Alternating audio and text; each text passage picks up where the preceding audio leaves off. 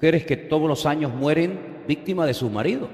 Y es que no viene una persona de afuera, un enemigo, digamos, de la familia a romper el matrimonio, sino que él mismo, entre ellos mismos, se distancian, se levantan barreras y terminan matándose y pegándose, insultándose. Y aquello que empezó tan bonito, ¿verdad? Aquella luna de miel, aquellos besos, aquellos abrazos, aquellas palabras, aquellos hijos, aquellas promesas, como que todo forma parte de un lejano pasado muy distante, y ahora todo son malas palabras y malas actitudes, y es una lástima.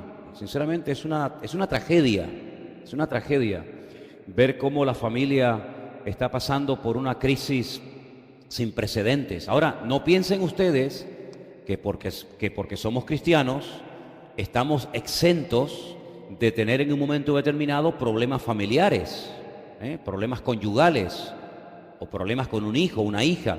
No, cuidado. Nosotros tenemos que doblar mucho la guardia y trabajar mucho en este área, porque yo pienso que para el diablo, permítame la expresión, somos un botín de guerra. Al diablo le encantaría destruir a tu familia. Al diablo le encantaría despedazar a tus hijos. Porque somos gente muy atractiva para el enemigo. El enemigo no soporta vernos unidos. El enemigo no soporta ver que haya estabilidad, que haya armonía. A veces cuando se menciona el Salmo 133, me da la impresión de que algunos piensan que es un salmo solamente para la iglesia. Mirad cuán bueno y cuán delicioso es habitar los hermanos juntos en armonía. Sí, no, está muy bonito que eso pase en la iglesia. Pero ¿y fuera de la iglesia? Porque ese salmo, ¿a qué hermanos hace referencia? ¿A la iglesia? Si la iglesia no existía. Si la iglesia no existía cuando se escribió el Salmo 133. Fíjate qué armonía tan hermosa hubo entre aquellos dos hermanos. No me refiero a Jacob y Esaú, no me refiero a esos. No me refiero a Isaac y a Ismael, que también eran hermanos. No. No me refiero a José y a sus hermanos, porque todos conocemos la historia, sino a Aarón y a Moisés, dos hermanos que supieron cada uno desarrollar su papel. Y en el momento en el que existe la envidia, los celos, automáticamente vienen las consecuencias terribles, ¿no? Y vemos lo que pasó a Miriam y todo aquello. Así que vamos a esta tarde a analizar a la luz de las Escrituras algo muy interesante, porque fíjate que Pablo, si analizas de todo lo que él habló, yo creo que es el autor de la Biblia que más temas variados toca. Es un escritor muy amplio, muy variopinto. Toca el tema del Espíritu Santo, toca el tema de los dones, del fruto del Espíritu, toca el tema de la segunda venida de Cristo, de la resurrección de los muertos, toca el tema de los diáconos, el tema de los pastores o obispos o maestros, toca el tema de las viudas que han quedado solas, qué hay que hacer con esas mujeres en la congregación, pone requisitos para obreros, pone orden cuando llega el tema de la celebración de lo que llamamos comúnmente el tema de la Santa Cena o el pacto, como lo llaman otros, o la comunión. Toca muchísimos temas. Yo creo, repito, que es el autor de la Biblia que más temas y más tiempo dedica al cuerpo, a la mente, al alma. Pero hay algo que me llama la atención de Pablo, y es que en el capítulo 7 de Primera de Corintios, si quieren venir conmigo, hay un capítulo que en nuestras Biblias lo han titulado Problemas en el matrimonio. Problemas en el matrimonio. Luego Pablo da por hecho de que en un momento determinado pueden haber problemas en el matrimonio nuestro. No significa que porque somos creyentes nuestro matrimonio nunca va a tener problemas. No significa que tú, porque has traído a tus niños desde pequeñitos a la iglesia y se han criado prácticamente en la escuela dominical, pues tus niños nunca te van a dar ningún tipo de problema. No, cuidado. Es que no se pueden ustedes imaginar la cantidad de líos y de divisiones y hasta de divorcios que hay en gente que se llaman cristianos. Incluso algunos que ahora que no nos escucha y no ve nadie, de pastores separados, que se vuelven a casar y se vuelven a separar Hermano, es una cosa increíble. Luego me ha llamado mucho la atención el título de este capítulo, Problemas en el matrimonio. Vamos a leerlo. Primera de Corintios capítulo 7, versículo 1. En cuanto a las cosas que me escribisteis, bueno le sería al hombre no tocar mujer, pero a causa de las fornicaciones, cada uno tenga su propia mujer y cada uno tenga su propio marido. El marido cumpla con la mujer el deber conyugal y asimismo la mujer con el marido. Verso 4.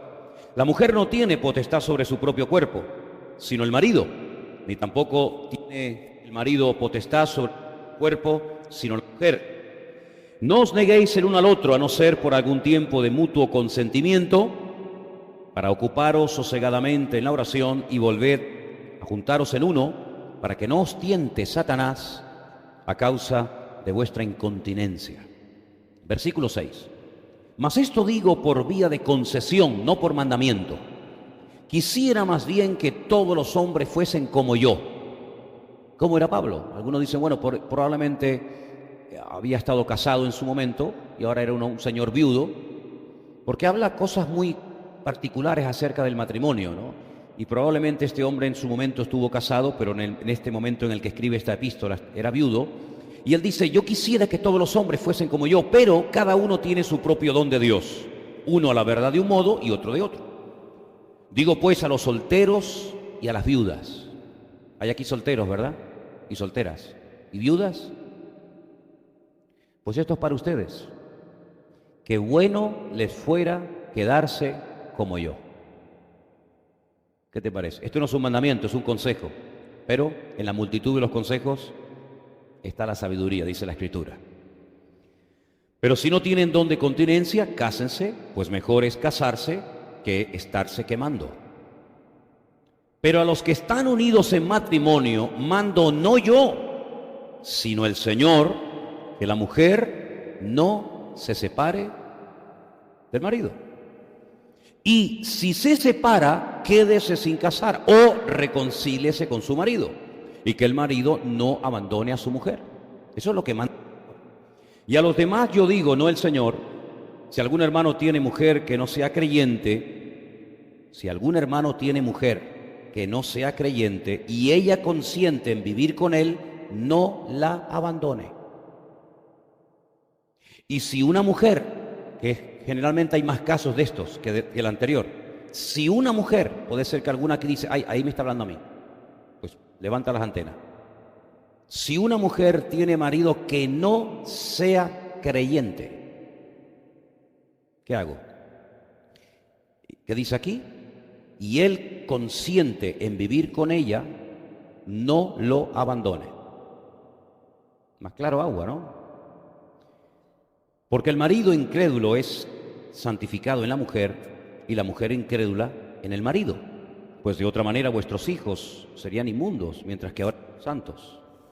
Pero si el incrédulo se separa, sepárese, pues no está el hermano o la hermana sujeto a servidumbre en semejante caso, sino que a paz nos llamó el Señor. Porque ¿qué sabes tú, oh mujer? ¿Qué sabes tú si quizás harás salvo a tu marido? ¿Qué sabes tú, oh marido, si quizás harás salva a tu mujer? Si quizás, tal vez, a lo mejor. Pero algunos dicen, pero no hay una promesa que dice, cree en el Señor Jesucristo y serás salvo tú y tu casa. ¿Por qué dice aquí entonces quizás? Es que el versículo que les acabo de comentar, algunos se lo toman como una promesa y eso no es ninguna promesa. Pasa que algunos se lo toman como promesa, pero aquí no hay una garantía 100% que una mujer convertida va a ver que con el tiempo su marido se va a convertir. No hay ninguna seguridad. Claro, se ora. Lógicamente hay más posibilidades que una mujer convertida llegue a ver a su marido convertido que no. Pero no hay un 100% de seguridad. Hay que trabajar y tener mucha paciencia. Pero cada uno, versículo 17, como el Señor le repartió y como Dios llamó a cada uno, así haga. Y Pablo dice, esto ordeno en todas las iglesias. ¿Fue alguno llamado siendo circunciso? Quédese circunciso. ¿Fue alguno llamado siendo incircunciso? No se circuncida. Y así podríamos leer. Y quiero leer el versículo 39 y 40 del mismo capítulo, ¿vale? Y empezamos. 39 y 40. La mujer casada está ligada por la ley mientras su marido vive. Pero si su marido muriere, es libre para casarse con quien quiera, con tal condición que sea en el Señor. Pero a mi juicio más dichosa será si se quedare así, y pienso que yo también tengo el Espíritu de Dios, por supuesto.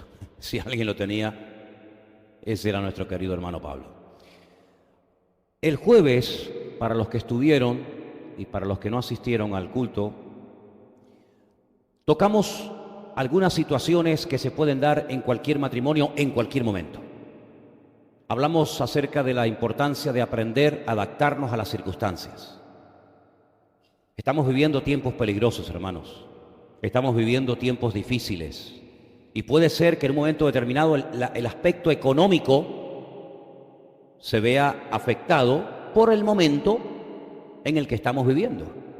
Pero no vayan a pensar ustedes que solamente está pasando esto en España. No, es que esto está pasando en todas partes, ¿sabe?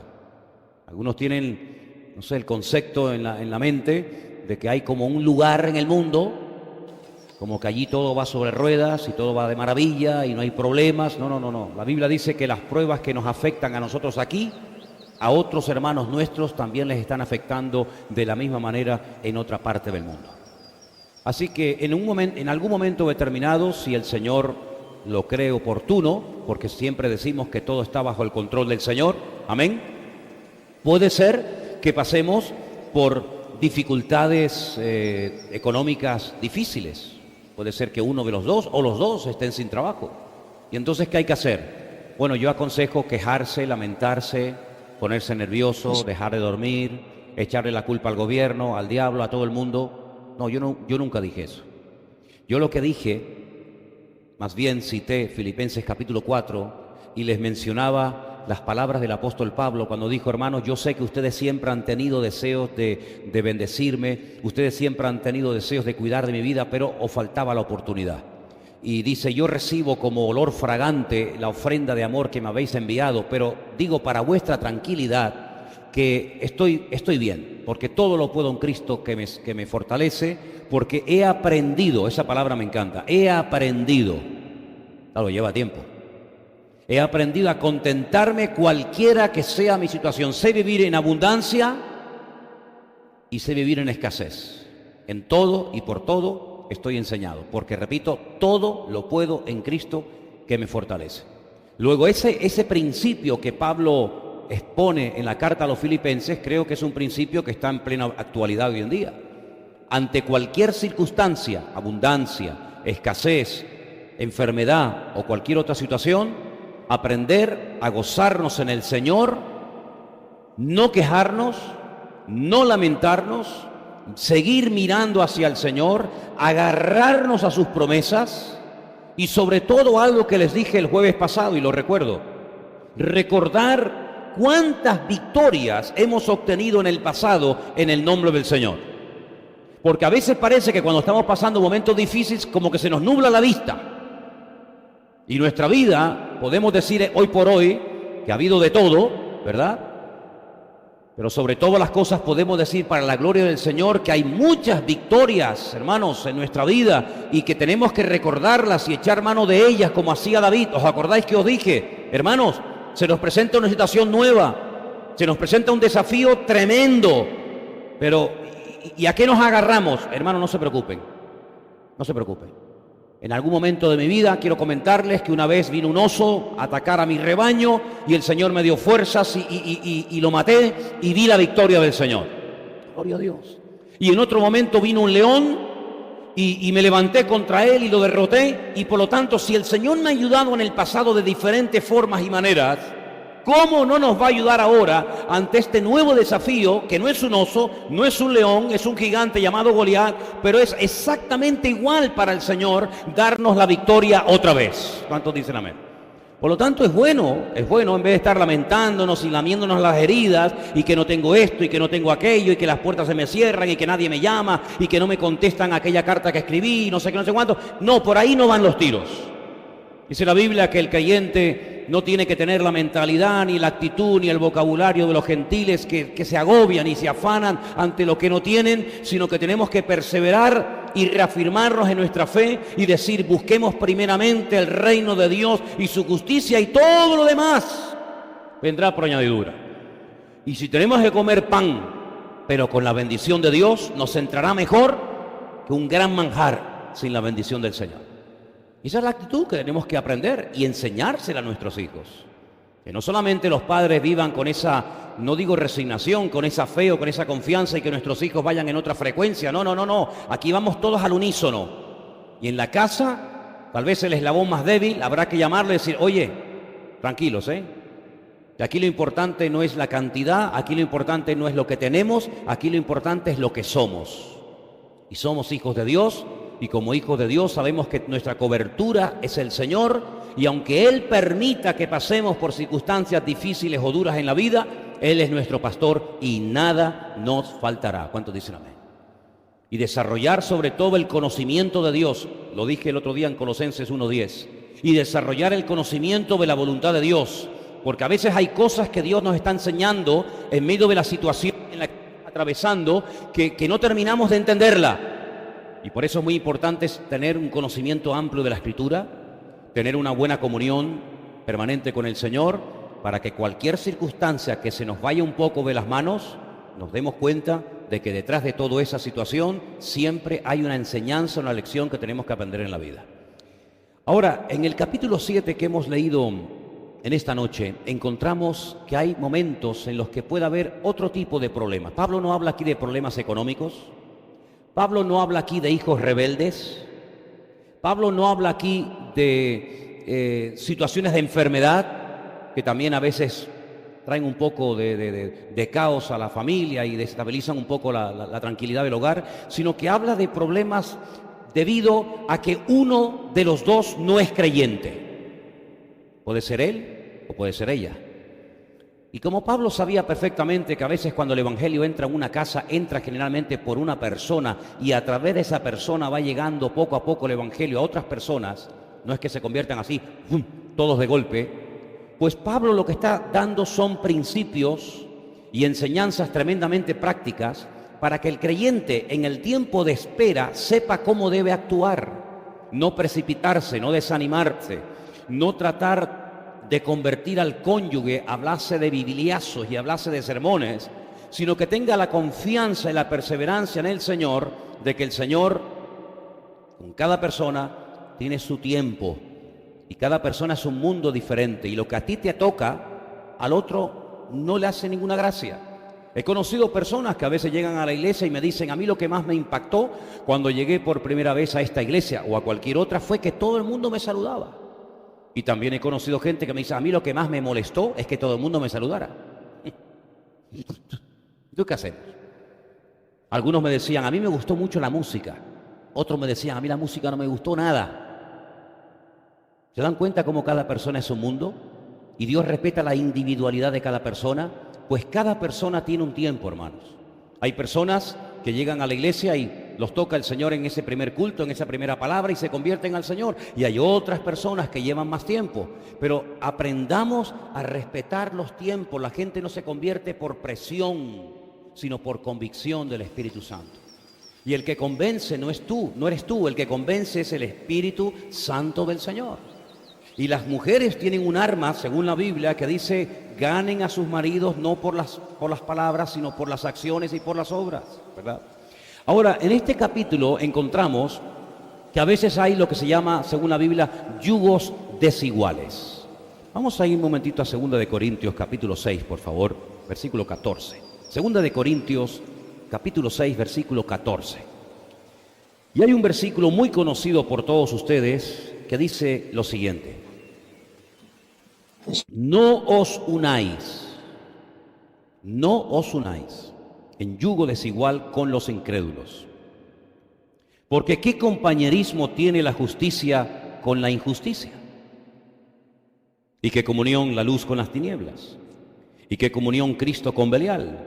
¿O qué parte el creyente con el incrédulo? ¿Y qué acuerdo hay entre el templo de Dios y el de los ídolos? Una de las grandes advertencias que le hacemos a toda persona que quiere de alguna manera rehacer su vida o encontrar al hombre o a la mujer de su vida es que no se precipite y que de ninguna manera caiga en el error de dejarse arrastrar o seducir por una persona que aparentemente puede ser el hombre o la mujer de tu vida, pero que tiene un gran problema, y es que no es creyente, es un inconverso. Puede ser una buena persona, no significa que todos los inconversos sean malas personas, no, no, no. Pero la Biblia nos enseña que el tema de las mezclas, ¿cuántas veces hemos hablado esto en la iglesia, hermano? Infinidad. Las mezclas están prohibidas en la Biblia. Si usted lee la Biblia desde el principio hasta prácticamente terminar el Nuevo Testamento, usted va a encontrar que Dios no permitía mezclas de ningún tipo. No permitía sembrar campos con 2 semillas diferentes, no permitía vestirse con prendas de diferente material, no permitía ni siquiera injertos de diferentes árboles o frutos, no permitía labrar un campo con un buey, con una mula, para que psicológicamente fuera penetrando, fuera interiorizando en el pueblo de Dios la enseñanza fundamental de que hay cosas que no se pueden unir, hay cosas que separadas funcionan perfectamente. Usted tiene en su casa seguramente un salero y tiene un azucarero, ¿verdad? Y tiene ambas cosas por separado, pero si usted las mezcla, estropeó la sal y estropeó el azúcar. Inténtelo para que usted vea. Separadas funcionan perfectamente, juntas no funcionan, se estropean la una a la otra. Incluso hay momentos en la Biblia en los que grandes hombres de Dios, hermanos nuestros en la fe, como el caso de Pablo y el caso de Bernabé, tuvieron que separarse, porque uno se empeñaba en llevar a Marcos con él y el otro se empeñaba en no llevarlo. Y dice que hubo tal desacuerdo entre ellos que uno se fue por tierra rumbo a Creta y otro se fue por tierra con Silas a otro lugar. Y separados funcionaron perfectamente, pero unidos, por lo menos en ese momento, no podían estar. Y tenemos que tener la madurez y la sabiduría a estas alturas de nuestra relación con el Señor, de darnos cuenta que hay cosas que como creyentes no nos convienen. Por mucho que lo quieras presentar como bonito, por mucho que te quieras autoconvencer de que tú tienes un poder sobrenatural para cambiar o para moldear a ciertas o determinadas personas, no le puedes echar un pulso a Dios y pretender ganarle. Cuando Dios pone normas en nuestro camino no es para complicarnos la vida, sino es más bien para todo lo contrario, para evitar sufrimiento, para evitar lágrimas, para evitar dolor y para que no pierdas el tiempo con la persona equivocada, aunque tú creas que sea la correcta. Alguien dijo que el matrimonio puede ser la clave o el clavo. Y en algunos casos ha sido el clavo, ¿eh? ¿Qué te parece? No hay mayor felicidad y mayor bendición que tener paz en el hogar. Y la paz no viene por venir a la iglesia. La paz viene por hacer la voluntad de Dios. Y cuando hacemos la voluntad de Dios, hay paz. Cuando hacemos nuestra voluntad, hay guerra. Y el Señor dice en la Biblia que nos ha llamado a todos a vivir en paz y a vivir en armonía. Pero esa es la advertencia para los que intentan casarse o rehacer su vida con una persona inconversa. Pero en el caso de 1 Corintios 7, es que ya están casados. No es que me voy a casar con un inconverso o con una persona que no cree en el Señor y bueno, nos respetamos. No, aquí no es cuestión de respeto, aquí es cuestión de que ya hay un hecho. Uno de los dos se convirtió primero que el otro. ¿Y ahora qué hace el creyente? Bueno, la Biblia dice que si la persona inconversa, consciente, permite, entre comillas, no pone ningún tipo de impedimento para que el creyente adora y honra al Señor, dice, no tienes por qué separarte de Él. No tienes por qué separarte de ella. ¿Quién sabes? ¿Quién sabes? ¿Quién sabes tú si quizás esa persona, sea él o ella, termina entregándole su vida al Señor? Pero permítame que les diga algo, no siempre es tan fácil. A veces te pone entre la espada y la pared y te dice o yo o Dios. O rechazas de Dios y niegas de Dios o yo me voy. Y entonces es ahí donde se produce una especie de chantaje emocional, donde muchas veces por miedo a perder la estabilidad económica, por miedo a quedarte sola y no saber de qué vivir y de qué hacer, claudicas e hipotecas tu vida espiritual por una persona que económicamente mantiene y nos olvidamos de una gran promesa del Señor. Y es que el Señor ha prometido suplir todas nuestras necesidades conforme a sus riquezas en gloria. Yo creo que nosotros nos hemos perdido en alguna ocasión de nuestra vida, no digo siempre ni mucho menos, pero en alguna ocasión de nuestra vida puede ser que nos hayamos perdido alguna gran bendición por nuestro temor. Por nuestro temor a perder lo que consideramos seguridad, por lo que consideramos estabilidad, y nos olvidamos que nuestra estabilidad, nuestra bendición no radica en el hombre que me mantiene, en el hombre que está conmigo, y tengo que aguantar carros y carretones y humillaciones y lo que me haga y lo que me diga, porque al fin y al cabo paga las facturas. Y nos hemos olvidado de que el que nos cuida es nuestro Dios. Yo solamente quiero recordarles que no hace mucho tiempo, desde este mismo púlpito, di una enseñanza acerca de 2 mujeres viudas que lo perdieron todo, no solamente sus maridos, sino en el caso de una de ellas también sus hijos, sus 2 hijos varones, lo cual en aquellos tiempos de la Biblia era una auténtica tragedia. No había ningún tipo de ayuda, ni de paga, ni de subvenciones para aquel tipo de mujeres, sino que sabemos que Ruth y sobre todo Noemí, a lo único que se podían dedicar en esta vida era a pedir limosna y a buscarse la vida por las calles. Sin embargo, el Señor le demostró a las 2, a través de la vida de Ruth, una mujer abnegada, una mujer valiente, una mujer que se atrevió a ir mucho más allá de lo que humanamente hablando hubiera ido cualquier persona en su situación. Ella llegó a ver la gloria de Dios en su vida. Y ella llegó a formar parte de la genealogía de nuestro Señor Jesucristo, porque se fió de Dios, claro, se esforzó. Es la única mujer en la Biblia, si usted lee el texto hebreo en la Biblia, la llama Ishjail, es decir, mujer virtuosa, mujer valiente, la mujer virtuosa de Proverbios 31, ahí tiene un ejemplo. ¿Qué es una mujer virtuosa? Ahí la tiene. Ruth es una de ellas. Una mujer que se levantaba temprano en la mañana, una mujer que se esforzaba, una mujer que trabajaba y una mujer que dependía de la mano de Dios, y el Señor la sorprendió. Nosotros muchas veces por nuestra religiosidad, tal vez por nuestros esquemas religiosos, por el tiempo que llevamos convertidos o no sé qué, hemos como encasillado y hemos perdido la capacidad de ser sorprendidos por nuestro Dios. Hay creyentes como que ya lo saben todo. Hay creyentes que ya llevan tanto tiempo en esta iglesia o en otra congregación o en otras iglesias, como que ya el Señor ya no te puede sorprender más allá de lo que has visto o aprendido o recibido a lo largo de tu vida. Y no es así. El Señor todavía tiene muchas sorpresas y muchas formas y muchos regalos en el camino para cada uno de nosotros.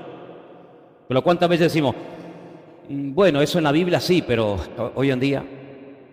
¿Y es que nuestro Dios no es el Dios de la Biblia? Nuestro Dios no es el Dios de Abraham, de Isaac, de Jacob, de Ruth, de Daniel, de Moisés, de Jeremías, de Isaías, de Pablo, de Pedro, ¿sí o no? Por lo tanto, el poder del brazo de nuestro Dios no se ha cortado. Creo que todavía hoy en día Dios puede hacer algún milagro en nuestra vida. Creo que hay situaciones que se nos pueden escapar de nuestro control, sí. ¿Y saben qué? Una de las cosas que yo veo que Dios está haciendo desde hace mucho tiempo en la vida de muchos de nosotros es que cada vez controlamos menos. ¿No te pasa? El ser humano tiene la tendencia de querer tener siempre todo bajo control. ¿Cuánto gano? ¿Cuánto tengo? ¿Cuánto no tengo? Los zapatos, el coche, la moto, la letra, el móvil, el ordenador, el colegio de los niños, las vacaciones, y lo tenemos todo como bien controladito. En el momento en el que se nos rompe algo del puzzle, ahí perdemos los nervios. Y es precisamente donde es donde quiere entrar el Señor y decir, déjame orar a mí algún día. Déjame ser tu Señor, déjame ser tu pastor, déjame guiarte más allá, déjame llevarte a aguas profundas, que siempre estás nadando en la orilla, siempre quieres nadar sintiendo la arena bajo tus pies, y atrévete a ir más allá, a mayores alturas y profundidades con el Señor. ¿Puede el Señor todavía sorprendernos, sí o no? Por supuesto que sí. Ahora, cuando yo hablo de matrimonio, espero que lo tengan todos claro, pero por si acaso lo voy a dejar claro. En la Biblia encontramos que lo que llamamos hoy en día matrimonios, había 2 aspectos, y hoy en día se siguen manteniendo. El aspecto, digamos, legal, y el aspecto, digamos, entre comillas, espiritual. No estamos en los tiempos bíblicos donde, por ejemplo, Abraham llamaba a su siervo de confianza, Eliezer, y le decía, mira, vete a tierras lejanas y trae una esposa para mi hijo. Y el hijo ya tenía 40 años y el hijo decía, bueno, pues vale, pues menos mal que la que le trajo el siervo Eliezer le gustó, porque imagínate, ¿no? Digo yo, con todo mi respeto, que hubiera dicho, padre, yo estaba mejor soltero, ¿eh? Yo estaba mejor cuidando los camellos. Pero no, parece ser que el Señor, como todo lo hace bien, amén, hermanos, todo lo hace bien, porque aquel hombre puso pruebas y las pruebas salieron todas perfectas.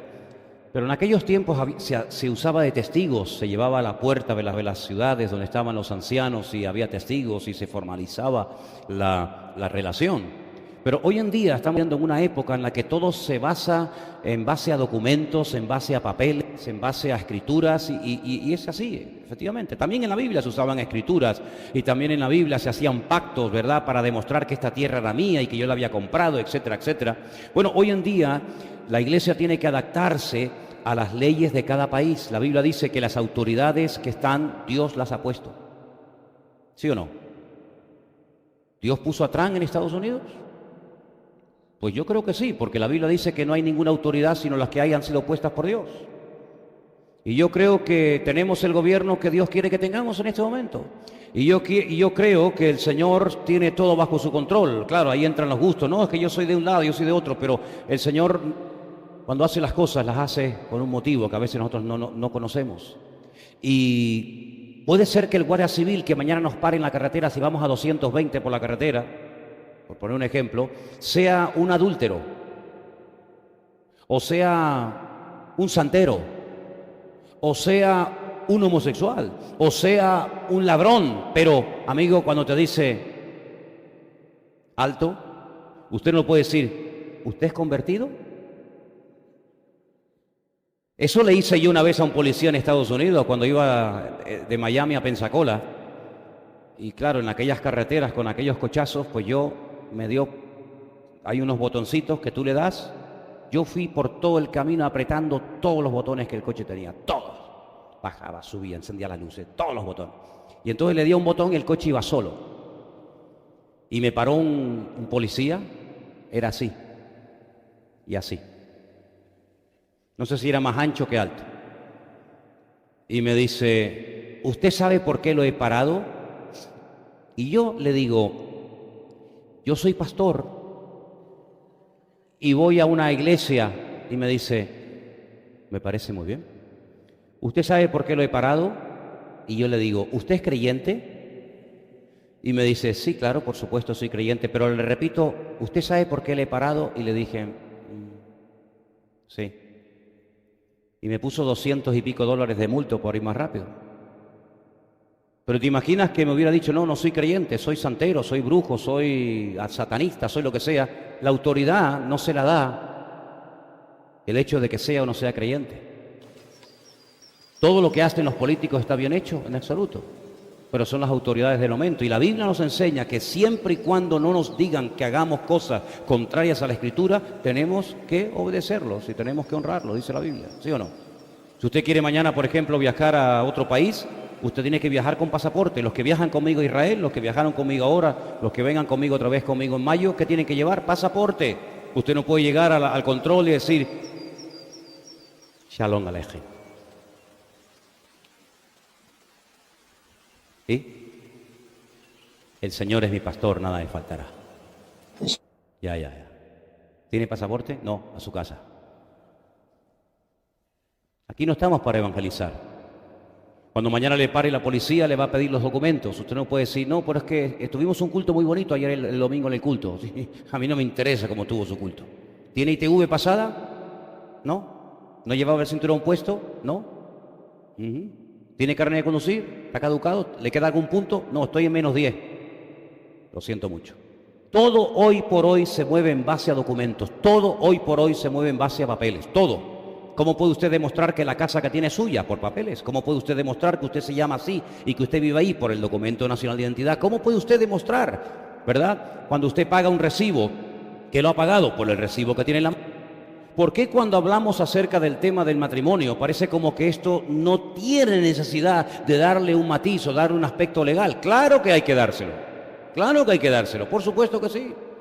Las autoridades están puestas, dice la Biblia, para que las obedezcamos. Y dice, y el que hace lo bueno no tiene que tener miedo de la autoridad.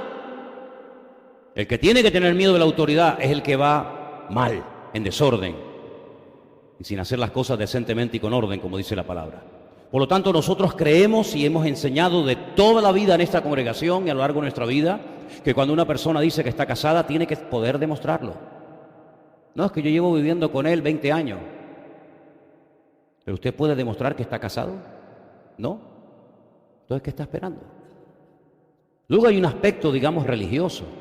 Es la ceremonia, ¿no? En la congregación, los hermanos, todo lo que ustedes quieran. Pero una cosa no quita la otra. Nosotros los cristianos respetamos a las autoridades, respetamos a la ley. Y tenemos que ser ejemplos en ese aspecto, hermano. No podemos ser como creyentes un desastre y un desorden en este área, ¿saben? Y por eso cuando vamos a la palabra de Dios nos encontramos que Dios bendice el orden, no el desorden. Dios bendice el orden. Y Dios es un Dios de orden desde Génesis 1:1 hasta la amén de Apocalipsis. Es orden en todo, en lo económico, en lo familiar, en la iglesia, en los hijos, absolutamente en todo.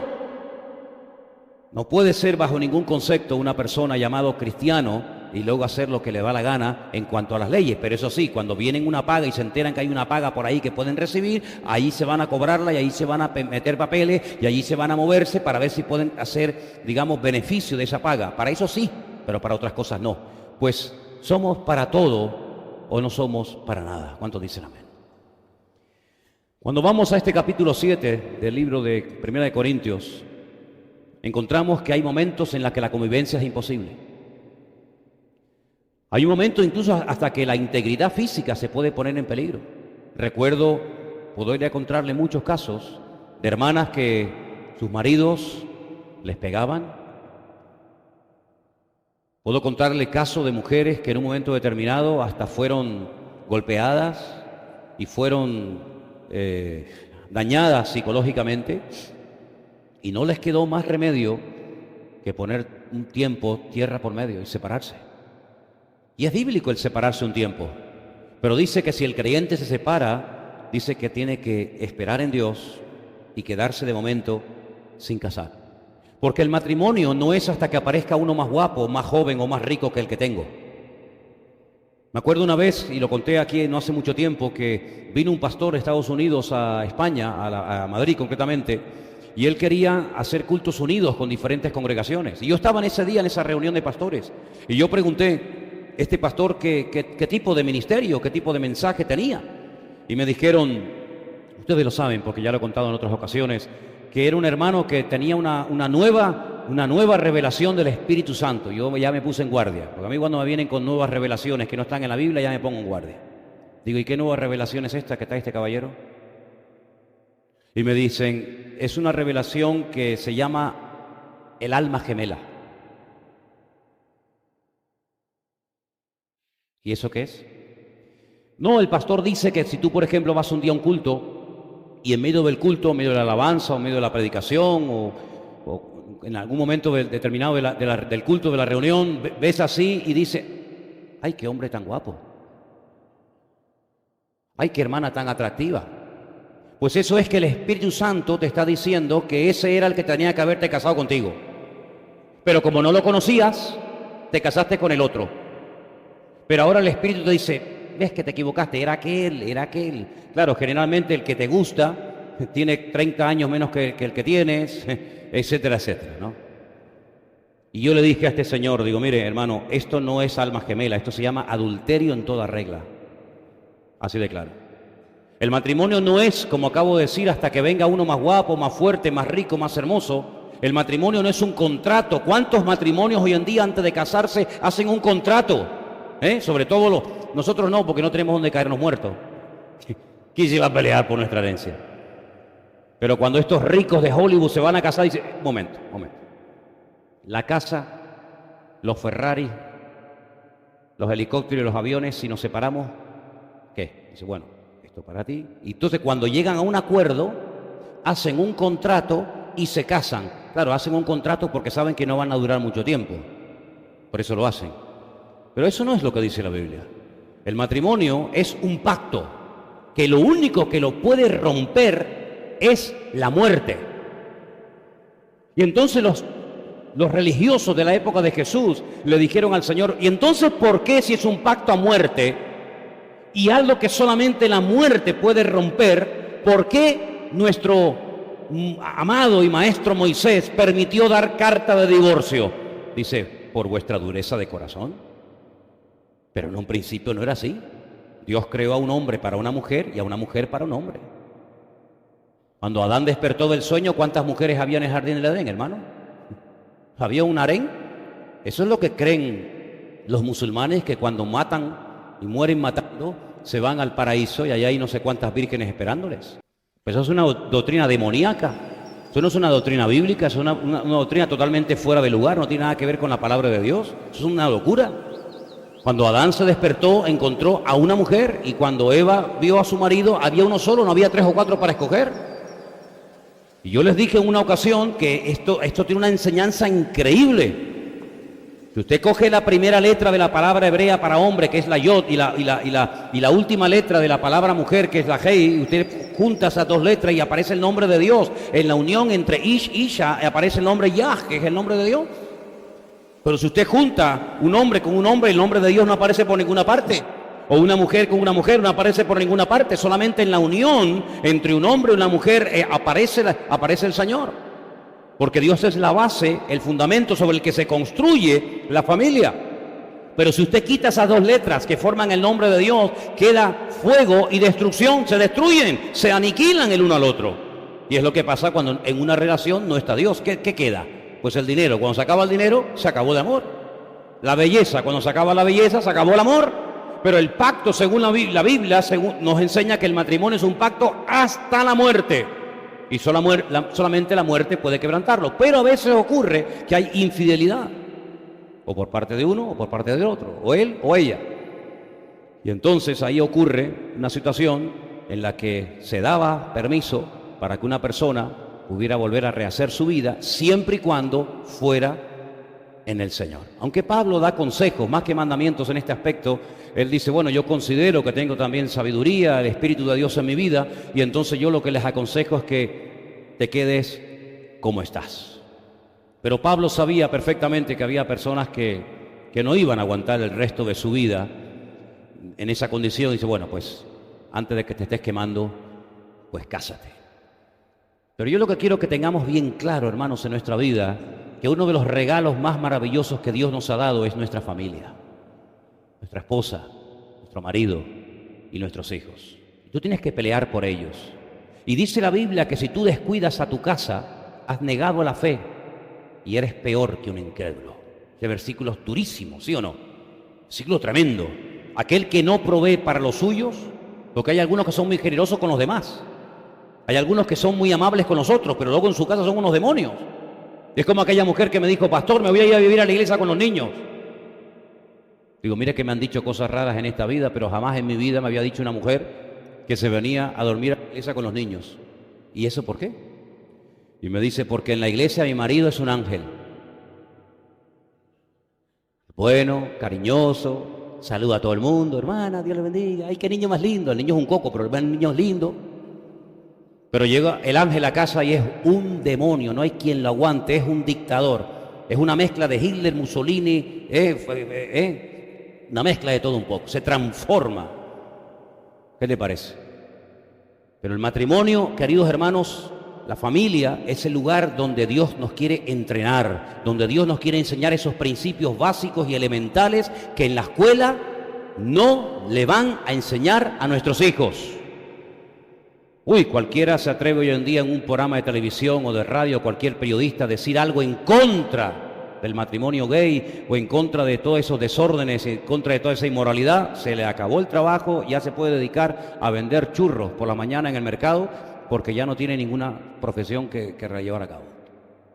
Nosotros estamos totalmente en contra como cristianos del matrimonio entre hombres. Estamos totalmente en contra del matrimonio entre mujeres y mucho más mucho más todavía, en contra de que adopten hijos. ¿Se acuerdan ustedes aquellas dos lesbianas de Madrid, sordomudas las dos, que querían adoptar una niña, pero querían que la manipularan genéticamente para que manipulándola genéticamente también naciera sordomuda? ¿Se acuerdan de aquel caso? Tremendo, hermano. La degeneración, la perversión a la que ha llegado el ser humano, y esto no ha hecho más que empezar, es algo realmente increíble y algo realmente tremendo. Si por algo tienes que luchar en esta vida es por tus hijos, por tu familia, por tu esposa y por tu marido. Orar, el mayor favor que le puedes hacer a tus hijos, más que darle una buena carrera o pagarle unos buenos estudios, es enseñarle la palabra de Dios. Instruye al niño en su camino y aún cuando fuere viejo no se apartará de él. Qué bonito, de verdad, lo hemos dicho muchas veces, lo en serio que se toman los padres la educación de sus hijos en Israel. El padre le enseña y le transmite el conocimiento de la palabra a sus hijos. Los niños van a la escuela y ya saben leer y escribir, y conocen textos y capítulos enteros de la Biblia de memoria. Algo increíble, ¿verdad? Y la madre le transmite la fe. La palabra madre en hebreo es em. La palabra fe en hebreo es emuná. Emuná está entroncada con la madre, con em. De ahí que le decía el apóstol Pablo a Timoteo: Timoteo, la fe que ahora tienes la tuvo tu abuela Loida y se la traspasó a tu madre Eunice y ahora la tienes tú. Es una fe que va pasando de generación en generación. El padre el conocimiento y la madre la fe, y ambos se complementan y son un equipo para hacer de esa criatura una persona útil en las manos del Señor. Si no se le pueden dar buenos juguetes o regalos, no pasa nada. El mayor regalo, lo mejor que le puedes dar a tu hijo es la enseñanza de la palabra de Dios, pero no solamente la enseñanza teórica. Cuidado, porque aquí durante muchos años se nos enseñó y se nos dijo que teníamos que hacer lo que ellos nos decían, pero no hacer lo que ellos hacían. ¿Os acordáis de aquello? Nosotros no somos así. Si nosotros le decimos a nuestros hijos que tienen que leer la Biblia, pregúntate tú a ti mismo, papá y mamá, si tú ya la has leído. Si tú le dices a tu hijo que tiene que colaborar en la iglesia, pregúntate a ti mismo si tú estás colaborando en la congregación. Y déjenme que les lance una pregunta a todos los padres y madres que están aquí esta noche. ¿No hay mayor privilegio en la vida que ver a nuestros hijos integrados en las cosas del Señor? ¿Sí o no? ¿Cuántos padres desearían ver a sus hijos como tú, a los tuyos, los ves en el culto de jóvenes, en la alabanza, de Ujieres, en la canción, repartiendo folletos, en un campamento, en un retiro? Hermano, es el mayor privilegio. Y pienso que la mayor desgracia para unos padres es ver a sus hijos que no quieren saber nada de las cosas del Señor ni de su palabra, ¿sí o no? Por lo tanto, hermanos, vamos a tomarnos muy en serio esto. Porque, y voy terminando, nosotros no solamente transmitimos nuestra genética a nuestros hijos. Yo dije la semana pasada, ¿os acordáis? Que había 3 elementos muy importantes en la vida de una persona: la educación, el ambiente y la genética. Y hablamos, yo creo que quedó bien claro estos 3 elementos en la vida de cualquier ser humano: la genética, la educación y el ambiente. Pero ¿saben una cosa? Hay una cuarta transmisión que yo quiero, si me permiten brevemente, compartir esta noche con ustedes, teniendo en cuenta que muchos de los que estamos aquí somos padres y madres y otros lo serán, Dios mediante, o por lo menos así espero. Nosotros transmitimos nuestra parte espiritual a nuestros hijos. Y voy a ponerles varios ejemplos bíblicos, no para intentar convencerles, sino para llevarles a que ustedes reflexionen y saquen sus propias conclusiones. Dice la Biblia que en una ocasión estaba Moisés en el desierto con toda aquella multitud enorme que él estaba tratando de pastorear y de atender, bien temprano a la mañana, tratando de administrar justicia, de dar consejos, de enseñar la palabra a unos y a otros. Pero hermano, no estábamos hablando de una congregación de 10 o 20 personas. Estábamos hablando de un pueblo que tenía probablemente más de 1 millón de personas en el desierto. Había que enseñarles absolutamente todo. Tenían una mentalidad mezquina, una mentalidad de tubo, una mentalidad de esclavos, y había que enseñarles una vida nueva. Había que enseñarles pues toda la palabra de Dios y tantos principios a los agricultores, a los ganaderos, a las viudas, a los solteros, a los que iban a la guerra, a los que... Eran tantas cosas. Y un día cayó por el campamento nada más y nada menos que un hombre que en la Biblia recibe 5 nombres diferentes. 5 nombres diferentes para la misma persona. Uno de ellos, el más conocido, Yetro, su suegro. Dice que venía y comenzó a observar a Moisés, y cuando terminó el día le dijo: Moisés, jamás vas a poder atender a tanta gente como tienes. Son más los que quedan por atender que los que atiendes. La obra es mucha, es inmensa. Tú no puedes, por muy temprano que te levantes y por muy tarde que te acuestes, tú no puedes atender a tanta gente. Es imposible. Además no tienes tiempo para ti, ni para tu familia, ni para tus hijos, ni para nada. Vas a terminar reventado. Moisés, el gran hombre de Dios, aquel hombre que tenía una comunión con Dios que jamás nadie ha logrado tener en esta vida. Pues dice la Biblia que aceptó el consejo. Fue humilde, porque una de las cosas en la vida es querer aprender, querer reconocer. Hay gente que no se le puede decir nada, pero nada que nada, Porque en cuanto le dices, mire, es que usted ya no puede hacer esto. Es que, ya amigo, ya te buscaste un problema o un enemigo, en el peor de los casos. Moisés podía haber dicho, un momentito, ¿tú sabes con quién estás hablando? Estás hablando con Moisés. He ayunado 80 días, primeramente 40 y después otros 40. Me tengo que poner un velo delante de mi cara de la gloria y del brillo de la gloria del Señor en mi vida. He estado en plena comunión con el Señor, he escrito 5 libros de la Biblia, etcétera, etcétera. No discutió con su suegro, sino que le dijo, ¿cuál es tu consejo? Y le dijo, vete al tabernáculo de reunión, ten un poquito más de comunión con el Señor. Tú no puedes invertir más tiempo en la gente que en Dios. Pero hay mucha gente que son así, gastan más tiempo con la gente que en la presencia del Señor, y por eso las cosas no les salen. Vete al tabernáculo de reunión, llévate a 70 varones contigo y pónganse allí a orar, a buscar respuesta, a buscar sabiduría de parte del cielo. Y dice la Biblia que llegó un momento en el que la gloria, la nube del Señor bajó al tabernáculo de reunión, y dice que Dios, escuchen, porque lo dice literalmente, tomó del espíritu de Moisés y se lo transmitió a aquellos 70 hombres que iban a ser fieles colaboradores. No iban a ser 70 personas que uno decía blanco y uno decía negro, uno decía caminemos y otro decía no caminemos. No, sino trabajar al unísono, en un mismo sentir, colaborando el uno con el otro, no compitiendo a ver quién predica o quién sabe más. Y así pudo este hombre atender a aquella multitud. En otras palabras, comenzó a delegar y comenzó a darle responsabilidades a otras personas, y esas personas atendían a otras, y así sucesivamente, y así se solucionó el problema. ¡Qué maravilla! Aceptar un consejo puede cambiar una vida. Rechazar un consejo te puede llevar a la muerte y a la destrucción. ¿Cuántas personas se han muerto porque el médico les aconsejó que hicieran algo y no quisieron hacer caso y se murieron? ¿Cuántos creyentes podían haber crecido y madurado en el Señor? ¿Cuántos matrimonios se podían haber salvado? ¿Cuántos ministerios podían haber sido más útiles y más fructíferos en la obra del Señor? Y por no querer aceptar un consejo de alguien que le estaba dando un consejo en ese momento, se cerraron y perdieron la oportunidad de su vida. Hermano, esto es muy serio. Si en la multitud de los consejos está la sabiduría, la torpeza y la ignorancia está en rechazar reiteradamente los consejos. Y un ejemplo más. Cuando el Señor iba a ir a ciertos y determinados lugares a predicar la palabra, dice que mandaba a sus discípulos delante de él de 2 en 2 para que le fueran preparando el camino. Y el Señor dijo algo increíble. Dijo, cuando entren en una casa o cuando vayan a una casa, si no les reciben, si no quieren saber nada, si no nos quieren dar hospedaje, si no nos quieren dar hospitalidad, vuestra paz se volverá a vosotros. Pero si en una casa os reciben, os dan comida, os atienden, vuestra paz. Eso me gustó tanto, hermanos. No dice mi paz, dice vuestra paz, pues ya la tenéis, porque ya os la di. Vuestra paz reposará sobre esa casa. Es decir, hay una transmisión no solamente de genética a nuestros hijos, sino también hay una transmisión de tipo espiritual. No dice el mundo, dime con quién andas y te diré quién eres. Pues el libro de Proverbios dice algo parecido, pero mucho mejor. Anda con sabios y sabio serás.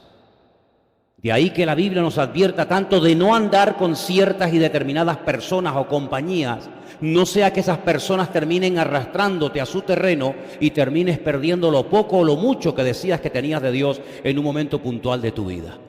Por lo tanto, aprendamos a filtrar en nuestra casa lo que entra, evidentemente también lo que sale, pero sobre todo lo que entra. Hay cosas que en nuestra casa lo único que van a traer es división, discordia.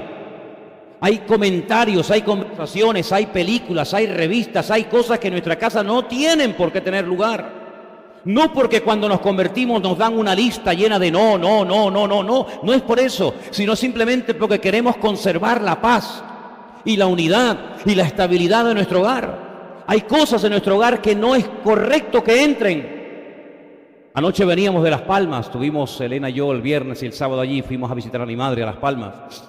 Y cuando veníamos en el barco, nos quedábamos realmente sorprendidos y nos dolía el corazón de ver a tantos y tantos jóvenes que venían con sus disfraces de Las Palmas para seguir la fiesta, para seguir el culto a la carne, al dios Baal en estos días aquí en esta isla, ¿no? Y queridos hermanos, a veces como padres uno tiene que decir, no, esto no conviene, hijo. Tal vez no lo entienda, tal vez no lo acepte, pero la disciplina en el hogar no es para cuestionarla. El hogar no es un parlamento donde ponemos las cosas a votación. Ya sé que hay personas que todo lo ponen a votación. ¿Qué les parece, hermanos? ¿Oramos o nos vamos a la playa? ¿Cuántos votan? 5 en contra, nos vamos todos a la playa. La iglesia no es un parlamento. El hogar no es un parlamento y una democracia.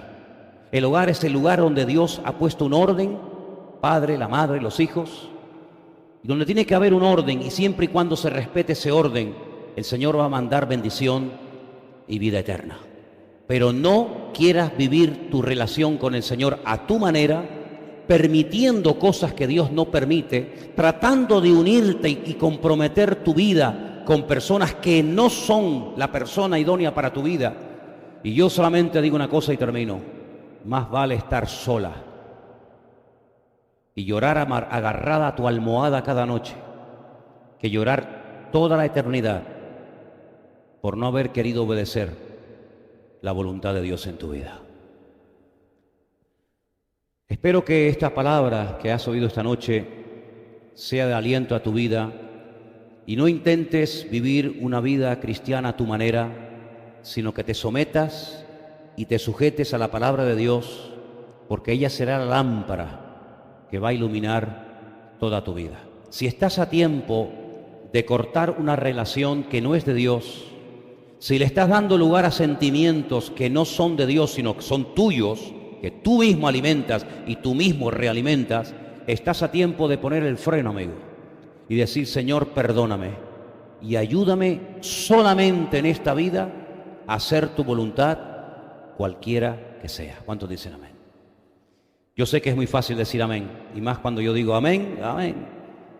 Pero, amigo, que cada uno sea responsable delante de Dios de lo que ha oído. Cierra tus ojos, vamos a orar en esta noche, hermanos. Aleluya. Gracias, Señor. Cierra tus ojos.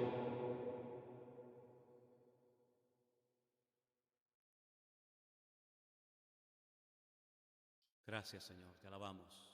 Tú eres digno de toda gloria, tú eres digno de toda alabanza, y queremos en esta noche, Padre del cielo, Dios todopoderoso, aleluya, queremos pedirte, ayúdanos, Señor.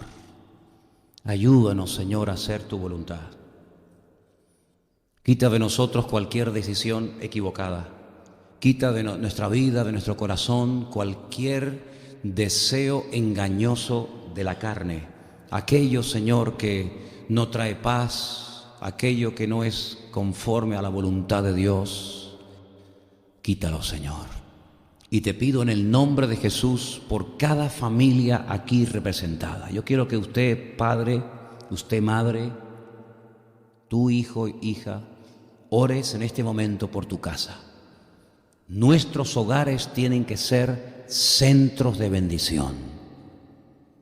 Tú tienes como cristiana y como cristiano la obligación de llevar paz a tu casa, de quitarle leña al fuego y de no hablar cosas que no convienen y que no edifican. Tú tienes la responsabilidad de llevar a cada uno de tus hijos al altar de Dios, a los pies del Señor, y orar para que el Señor los guarde y los mantenga.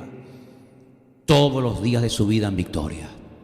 Tentaciones y luchas y presiones vendrán, hermano, no te quepa la menor duda, pero detrás hay un padre, detrás hay una madre orando por esa hija, por ese hijo, que pasa horas y horas cada día fuera del hogar, escuchando, viendo, bajo presiones tremendas que no te puedes ni imaginar. Pero no vamos a ser padres temerosos, sino decir: mis hijos están en las manos del Señor.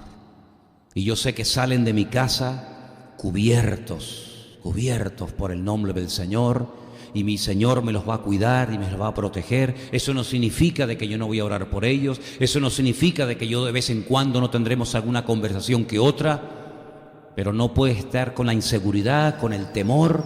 ¿Dónde estarán? ¿Dónde no estarán? ¿Qué estarán haciendo? No puedes vivir bajo esa presión, hermana. No puedes vivir bajo ese nerviosismo continuo y permanente. Encomienda al Señor tu camino. Confía en Él y Él hará. Y solamente quiero recordarte que tú tendrás que rendir cuenta delante de Dios por los años que tu hijo o tu hija pasó bajo tu techo. Así que tómate en serio la educación espiritual de tus hijos. El futuro en esta vida y la vida eterna de tus hijos dependerá en gran medida del tiempo y la vida que hayas invertido en ellos. Señor, danos sabiduría como padres, ayúdanos a todos y a cada uno de nosotros. Sobre todo queremos orar en esta tarde si hay alguna hermana o algún hermano que su cónyuge, su esposa o su marido aún no se ha rendido a ti, Señor. Toca ese corazón y que a través del testimonio, a través de las buenas acciones, a través de la vida de ese creyente en ese hogar, pueda venir la salvación a esa casa. Y te doy gracias porque yo sé, Señor, que si hacemos nuestra parte, tú siempre harás la tuya. Trae bendición a cada familia aquí representada. Aparta la carnalidad, las banalidades, el pecado, el desorden. Aparta el modelo y el estilo de vida del mundo. Y que en nuestros hogares solamente se mueva la bendición de nuestro Dios. Sabemos que vivimos tiempos difíciles, tiempos peligrosos, pero sabemos, Señor, que tú estás con nosotros y con tu ayuda y tu bendición podemos vivir en paz, porque a paz tú nos has llamado. Gracias te damos en esta tarde por tu bendita palabra. La guardamos en nuestros corazones y meditamos en ella durante toda esta semana. En el nombre de Jesús. Amén. Y amén. Nos ponemos de pie, queridos.